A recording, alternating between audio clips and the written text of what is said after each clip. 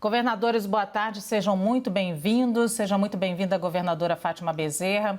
Foi uma reunião rápida, já que os governadores estavam alinhados e o clima foi bastante amistoso, diplomático, como disse o nosso repórter ainda há pouco. Mas a sanção do pacote de ajuda federal não ocorreu definitivamente. Como os senhores avaliam essa reunião e quão ansiosos os senhores estão necessitados por esse dinheiro? Eu começo com a governadora Fátima Bezerra. Boa tarde, Luciana, Cássius, a todos que integram aí a CNN, boa tarde a todos os telespectadores, boa tarde ao companheiro Rui Costa, ao governador Zema.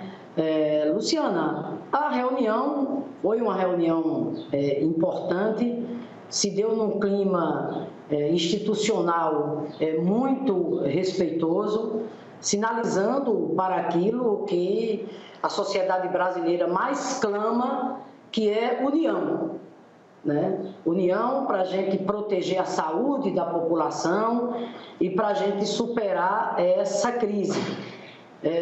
Os governadores, naturalmente, assim como os prefeitos, muito angustiados, porque lá se vão mais de 10 dias de aprovação do projeto de lei do chamado auxílio federativo aos estados e municípios, sem que até o presente momento tivéssemos uma posição concreta do presidente da República de sanção do projeto.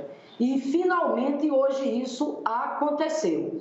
O presidente assumiu o compromisso perante os 27 governadores do Brasil, contando com a presença dos presidentes da Câmara e do Senado, portanto, de sancionar o projeto de lei, que vai trazer essa compensação financeira aos estados e municípios diante da perda de receitas brutais que nós estamos tendo em decorrência da pandemia.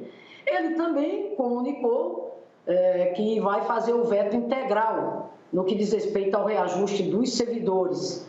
Pediu apoio, mas nesse tema não há consenso no Fórum dos Governadores, a maioria apoia o veto, mas não há consenso. Eu me incluo entre aqueles que discordam desse veto, não por não reconhecer a realidade difícil, muito difícil, do ponto de vista financeiro, orçamentário, que os nossos estados atravessam, mas por considerar que isso é uma interferência na autonomia dos estados e municípios. Mas ao presidente cabe tomar a decisão, afinal de contas, a prerrogativa é dele. O que eu quero aqui ressaltar, nesse primeiro momento, é dizer da urgência que é a sanção do projeto de lei. O que nós esperamos agora é passar da palavra à atitude, ou seja, que o presidente sancione isso urgentemente e, mais do que sancionar, que tenhamos a chegada desses recursos no plano mais imediato possível aos nossos estados e municípios. É importante aqui destacar, Luciana, que isso é o dever do governo federal, isso não pode ser visto como uma benesse, é papel do governo federal. Esse auxílio federativo não é para governador A, B ou C, é para a população, a quem nós temos o dever de honrar com as obrigações básicas. Esse dinheiro é para a gente garantir, por exemplo, o repasse do Fundeb, é para a gente garantir, prover os recursos necessários na área da segurança social, na área da saúde, calendário de pagamento, porque a vida segue.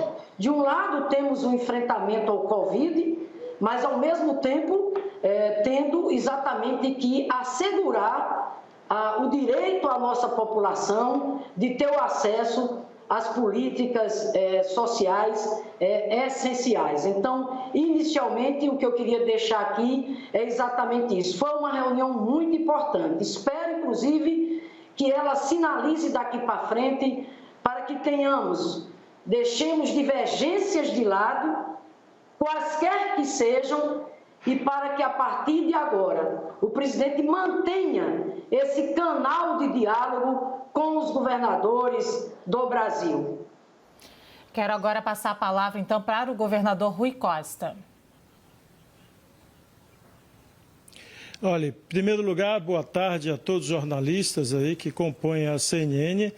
Saudar nossa companheira e governadora do Rio Grande do Norte, Fátima, o governador Romeu Zema, e dizer que a reunião hoje ela foi rápida, mas positiva, num ambiente que é o desejo dos 27 governadores do Brasil, que é com que o Brasil busque a união de todos, do Congresso Nacional, representados ali pelo presidente do Senado, presidente da Câmara, a união dos governadores, dos prefeitos com o governo federal. Esse não é um momento de guerra, de disputa política, partidária ou mesmo eleitoral, mesmo estando no ano eleitoral. E a reunião saiu com essa sinalização, que eu espero que se mantenha nos próximos dias até o fim dessa pandemia, onde possamos estabelecer estratégias comuns, articuladas, como outras nações do mundo estão fazendo. Vários países do mundo estão buscando uma ação e uma estratégia de nação, de país, para enfrentar essa pandemia. É o que nós esperamos também aqui, que tenhamos uma estratégia unificada de país para enfrentar esse momento difícil que o Brasil e o mundo inteiro atravessam. A expectativa nossa é, de fato, de ver sancionado ainda hoje esse projeto e também que possamos essa ajuda a quem, de fato, presta serviço público no Brasil, que são os estados e municípios. Quase a totalidade dos serviços essenciais à vida humana são prestados pelos estados e municípios, e esses recursos com certeza ajudarão a fazer frente a uma queda astronômica das receitas dos municípios e dos estados, que isso ajudará a chegar até dezembro, mantendo os serviços essenciais como segurança pública, educação e saúde, para o atendimento da população, e a expectativa, o desejo, eu diria, unânime dos 27 governadores, é que possamos ter esse diálogo permanente daqui para frente. Governador Romeu Zema, ajudará a chegar até dezembro, governador? Boa tarde, governadora Fátima, boa tarde, governador Rui, e ao pessoal da CNN.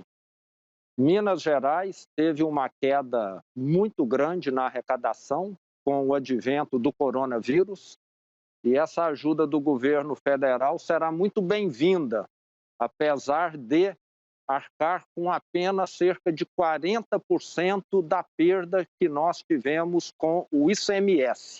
Mas não deixa de ser uma ajuda muito importante.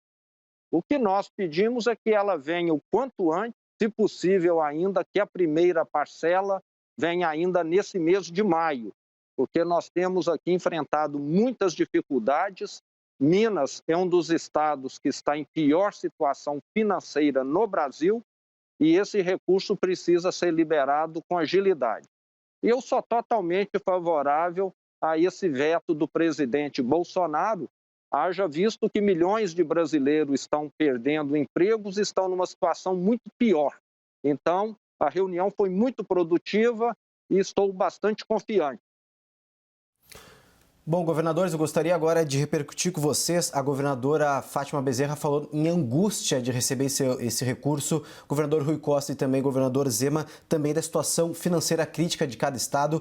Gostaria de saber dos senhores quais serão as primeiras medidas que vocês vão tomar quando, de fato, esse dinheiro, esse auxílio, esse pacote de ajuda aos estados cair no cofre. A gente sabe que cada estado tem uma situação diferente, tem uma realidade diferente. Então, começando pelo governador da Bahia, Rui Costa, quais serão as primeiras medidas que o senhor vai tomar quando, de fato, ter esse dinheiro em mãos? Olha, não tem nenhuma medida nova a tomar. As medidas são as que estão programadas. As nossas ações, nesse momento, elas estão todas são priorizadas para a ação da saúde, de salvar vidas humanas, de fazer proteção social, proteção econômica das populações mais pobres. Então, esse recurso ajudará a fazer com que nós consigamos manter a plenitude dos serviços básicos. Como eu me referi, os serviços de segurança, que ao invés de diminuir, se intensificaram nesse período, dado as ações mesmo voltadas à saúde, mas toda a mobilização da Secretaria de Segurança Pública, as ações de educação que vão voltar, e nós haveremos de ter que complementar os dias de aulas nos dias de sábado, e provavelmente entraremos pelo mês de janeiro, quem sabe até fevereiro, para concluir o ano letivo de 2020, para não prejudicar os alunos. Então, nós haveremos de ter receitas extras, dado a esse período que foi atípico, não só no Brasil, mas no mundo inteiro. Então, não há nenhuma atividade nova que será feita com esses recursos. Nós, como foi dito aqui pelo Zema, não está na programação nossa qualquer tipo de reajuste para servidor, e nem se o veto vier ou se o veto não vier, a Bahia não fará reajuste, porque não há condições financeiras de, no momento de colapso de arrecadação, você elevar despesa de pessoal. Então, nós vamos buscar manter o equilíbrio fiscal do Estado e reprogramar as ações dentro desses recursos, fazendo com que possamos, após esse ponto crítico, retomar a atividade econômica, retomar plenamente a geração de emprego e renda e minimizar o efeito dessa pandemia, que em estados como a Bahia, o próprio Rio Grande do Norte, aí, minha amiga Fátima, tem o turismo e o serviço como elemento forte na geração de emprego. E nós sabemos que o comércio vai abrir daqui a alguns dias, mas o turismo e o serviço vai durar muito mais tempo, não só no Brasil, mas no mundo inteiro, para retomar a normalidade. Provavelmente, só após a vacina que nós teremos a plenitude do turismo como nós conhecemos da forma intensa no Nordeste, no Brasil e em outros países do mundo. Acredito que o turismo no mundo inteiro e setor de serviços como show, eventos, eles vão sofrer bastante ao longo dos próximos meses. Isso tudo impacta na geração de emprego, impacta na economia e nós vamos ter que buscar formas de superar isso para garantir renda e subsistência a essas pessoas. Governadora do Rio Grande do Norte, Fátima Bezerra, sua vez, por favor. Olha, primeiro aqui fazer um destaque aqui, que é o seguinte, esse auxílio, né, muito importante, sem dúvida nenhuma, mas ele não vai, de maneira nenhuma, cobrir as perdas que nós já estamos tendo. Só para se ter uma ideia, por exemplo, até o presente momento, as nossas perdas, das chamadas receitas próprias, estão na casa de 170 milhões.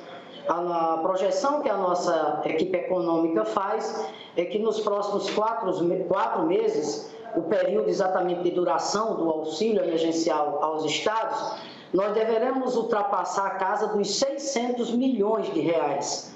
E nós vamos receber 442 milhões. Some-se a isso, Luciana, a situação aqui do Rio Grande do Norte, que é bem delicada. Eu assumi em janeiro de 2019 e peguei o Rio Grande do Norte mergulhado na sua mais grave crise do ponto de vista fiscal, financeiro, orçamentário da sua história. Para se ter uma ideia, aqui fazia mais de 2 anos que servidor público não sabia mais o que era ter um calendário de pagamento.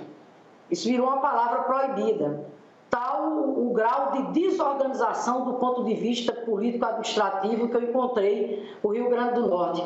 Eu recebi em janeiro a gestão com 4 folhas em atraso. Com a nossa equipe, uma equipe, graças a Deus, muito competente, nós conseguimos ir arrumando a casa, tanto é que desde que assumi, essa história de servidor não saber mais o dia de receber seu salário ficou para trás. Hoje eles têm calendário de pagamento e desde que assumi, pago religiosamente dentro do mês. Das 4 folhas em atraso, mesmo praticamente sem receitas extraordinárias, eu consegui quitar 2. Eu fiz essas considerações para responder concretamente a vocês, que é evidente que diante da pandemia, a situação nossa aqui se torna muito mais desafiadora. Que medidas nós vamos tomar? Primeiro, como disse o governador Rui Costa, todo o nosso enfrentamento ao Covid, porque é disso que se trata, é proteger a saúde da população, é salvar vidas, é garantir por exemplo, ao povo do nosso estado, aquele que vier a ser acometido pelo coronavírus, que tem o direito sagrado de se tratar e de sobreviver. Então, por exemplo, nós já estamos destinando 128 milhões ao enfrentamento da Covid no Rio Grande do Norte, dos quais 69 milhões de recursos federais e 52 milhões oriundos do orçamento estadual. Depois, esses recursos, como eu disse aqui, eles virão para a gente garantir, né, os serviços básicos que são prestados à população, a começar de algo que é sagrado, que é manter o pagamento dentro do mês aos nossos servidores. Afinal de contas, para quem trabalha, o mínimo que ele tem a exigir é receber seu salário em dia. E aí as áreas essenciais, porque a vida continua. Todo o foco nosso é o enfrentamento ao Covid, mas nós temos que cuidar da segurança da população, do enfrentamento à violência, à criminalidade, a questão da saúde. As pessoas continuam adoecendo. Os repasses para o Fundeb e outros repasses obrigatórios que nós temos. Então, o que eu quero deixar aqui é que nossa equipe, focada, competente como está ali atenta para, repito, para que a gente honre com as obrigações básicas que a gente tem frente à nossa população e todas as nossas energias voltadas para o enfrentamento ao Covid. Governador Romeu Zema, qual o setor que o senhor vai destinar essa ajuda desse pacote emergencial aos estados? No caso específico de Minas, o recurso do governo federal virá para as despesas correntes, lembrando que tanto em abril quanto no mês de maio, eu não consegui pagar pontualmente a folha do servidor público, sequer dar uma previsão. Esse recurso vai estar ajudando muito a colocarmos, talvez numa data menos penosa para o servidor público, a data em que ele recebe o seu pagamento. Essa será a principal destinação do recurso. Boa tarde, governadores. É o Yuri Pita aqui de São Paulo também. Eu queria perguntar sobre um outro ponto da reivindicação que foi levada pelos governadores, pelo porta-voz do Fórum Governador Reinaldo Azambuja, que é a sanção integral do artigo 4º da lei, que fala sobre a questão das dívidas que os estados têm, não só com a União, com bancos públicos brasileiros, mas também com organismos internacionais. E isso tem causado uma preocupação, uma certa resistência na equipe econômica. Queria ouvir de cada um dos senhores governadores o quanto que é importante isso, o quanto que faz a diferença manter a sanção integral desse dispositivo ou, se houver esse veto, se vai ter algum impacto direto. Para a gente ser democrático na ordem, eu vou pedir para começar primeiro com o governador Romeu Zema de Minas Gerais. No caso específico de Minas, essa medida não terá efeitos porque o nosso estado já havia conseguido liminares suspendendo o pagamento que ele tem com a União e como o estado já está numa situação financeira debilitada, há muitos anos ele não faz nenhuma operação de crédito. Então, acaba sendo uma medida que não nos afeta, esse veto. Agora, por favor, governador Rui Costa da Bahia, sua resposta, por favor. Olha, o pleito dos governadores é mais do que natural. E isso ocorre de forma regular em tempos normais, inclusive na iniciativa privada. Quando qualquer empresa privada do mundo passa por alguma crise nas suas vendas, nos seus negócios, ela busca o agente financiador para reprogramar suas parcelas vencendo nos meses seguintes, aquele momento que ela passa. E é isso que os estados querem. Os estados não estão pedindo anistia, não estão pedindo desconto, não estão pedindo renegociação do contrato.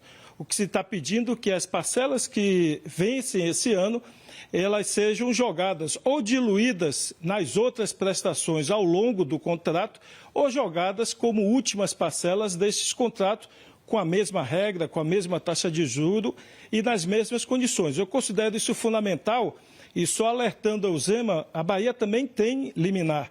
mas está na lei, no projeto votado no Congresso, que os estados terão que renunciar à ação judicial que tem determinando o não pagamento. Então, para você ter acesso a esses novos valores que os estados e municípios receberão, quem tem ação na justiça terá que renunciar a esta ação. É assim que está escrito no texto votado no Congresso. Portanto, todos os 27 governadores pediram isso e cada estado tem um perfil de sua dívida. Os estados do Sudeste, em geral, têm mais dívida com a União. O São Paulo, o Rio, é mais dívida com a União, propriamente dita. Os estados do Nordeste ou do Centro-Oeste têm mais dívidas com agentes de fomento internacional, como o Banco Mundial, ou mesmo com bancos públicos, como o Banco do Brasil e Caixa Econômica. Então, é importante que essa renegociação se dê, repito, não é desconto, não é cancelamento da dívida, o que está se pedindo é só para jogar essas parcelas que vão vencer esse ano para serem diluídas ou durante o contrato ou jogar para as últimas prestações, nas mesmas condições do contrato atual, sem alterar cláusula contratual, apenas fazendo essa renegociação. Isso, eu diria, para muitos estados é maior do que o valor que o próprio governo federal vai passar. Então, isso é fundamental para que a gente atravesse esse momento de tempestade. Nós, inclusive, já fizemos contatos com bancos internacionais, como o Banco Mundial, e eles afirmaram que tem condições, se o governo federal, que é o garantidor, fizer a anuência, eles têm plenas condições de caixa de suportar essa suspensão temporária até dezembro do pagamento e reprogramar essas parcelas vencidas esse ano. Então, não haverá dificuldade por parte dos bancos nacionais, acredito, e internacionais, apenas precisando do aval da equipe econômica e do presidente da República, o que e pelo que eu entendi da reunião de hoje, há concordância e isso deverá ser mantido. Esse é um pleito unânime muito importante, eu diria, para praticamente todos os estados. Para a gente encerrar essa rodada, por favor, governadora Fátima Bezerra. Olha, eu concordo com o que o governador Rui aqui menciona. Na verdade, os governadores, os estados não estão pedindo um perdão. Estão pedindo simplesmente, que esse pagamento seja suspenso diante, claro, do momento crítico que nós vivemos. Uma pandemia dessa magnitude que trouxe toda essa redução drástica das atividades da economia que se fez necessária em função daquilo que é o isolamento social, o distanciamento social, o único caminho até hoje que tem se revelado eficiente para que a gente possa preservar vidas. Então, repito, o que nós esperamos é que o presidente atenda a essa reivindicação justa e legítima dos governadores do Brasil. No caso aqui do Rio Grande do Norte, nós também conseguimos uma liminar, portanto, para a suspensão do pagamento da dívida. O próprio perfil da questão da dívida aqui no nosso estado, nós temos, na verdade, capacidade, inclusive, até de endividamento, mas nós consideramos, repito, que é uma reivindicação extremamente oportuna, justa e legítima diante desse contexto que nós estamos vivendo e esperamos que o presidente não vete esse artigo e, portanto, atenda aos estados e municípios. Governadores, boa tarde. Agora é Kenzo Matida daqui de Brasília. Eu gostaria de fazer um questionamento sobre a cloroquina. Essa semana o Ministério da Saúde mudou o protocolo da cloroquina, permitindo a utilização do medicamento desde quem tem os primeiros sintomas da doença. Eu gostaria de saber de vocês o que muda na orientação aos profissionais de saúde dos estados de cada um. A gente começa agora com a governadora Fátima Bezerra, do Rio Grande do Norte. Por favor, governadora. Olha, aqui nós temos agido rigorosamente movidos pela ciência, Desde que iniciou essa crise, eu criei um gabinete aqui de gestão integrado, uma força-tarefa, isso era extremamente necessário. O diálogo permanente aqui com a sociedade, com os demais poderes que têm colaborado, com quem me reúno semanalmente, com o setor produtivo, com as centrais sindicais, com as igrejas. E dentro desse contexto, nós temos aqui o Comitê Científico. Temos o Comitê Científico do Nordeste, que tem dado uma excelente colaboração, e aqui no plano local temos o Comitê Científico, formado por especialistas das mais diversas áreas, que tem dado uma contribuição inestimável.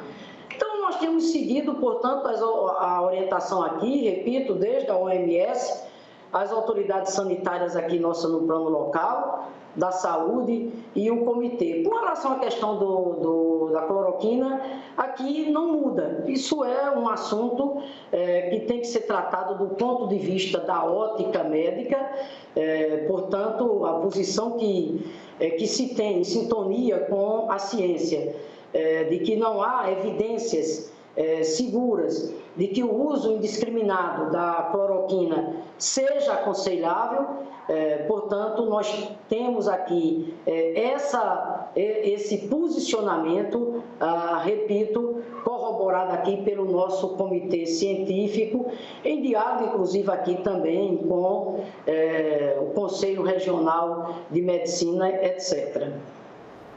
Obrigado, governador. Agora, por favor, o governador de Minas Gerais, Romeu Zema. No nosso caso específico, a nossa equipe técnica da Secretaria da Saúde continua com os mesmos protocolos anteriores. Estará, sim, considerando qualquer novidade, qualquer estudo científico novo que venha a comprovar a eficácia não só da cloroquina, como de qualquer outra substância. Mas lembrando que não fizemos nenhuma alteração até o momento. Até porque os casos em Minas Gerais são poucos e não estamos aqui enfrentando nenhuma situação difícil. Estamos apenas com 7% dos leitos de UTIs ocupados até o momento e não estamos observando nenhuma necessidade de mudar os protocolos. A pandemia em Minas, graças a Deus, pelo menos até o momento, está bem administrada, e espero que a curva caminhe para ficar cada vez mais horizontal. Mas tenho alertado sempre que a guerra está longe de terminar. O vírus está aqui no meio de nós e a qualquer momento pode causar alguma surpresa para o pior. Obrigado, governador Romeu Zema. Agora, por favor, governador Rui Costa da Bahia. Olha, na Bahia nós não vamos mudar nenhum protocolo, até porque aqui eu tenho repetido diversas vezes. Político não é para passar receita médica. Político não é para definir em que momento o paciente deve ou não ser entubado, que deve ser feito este ou aquele procedimento. Quem define isso é quem estudou medicina.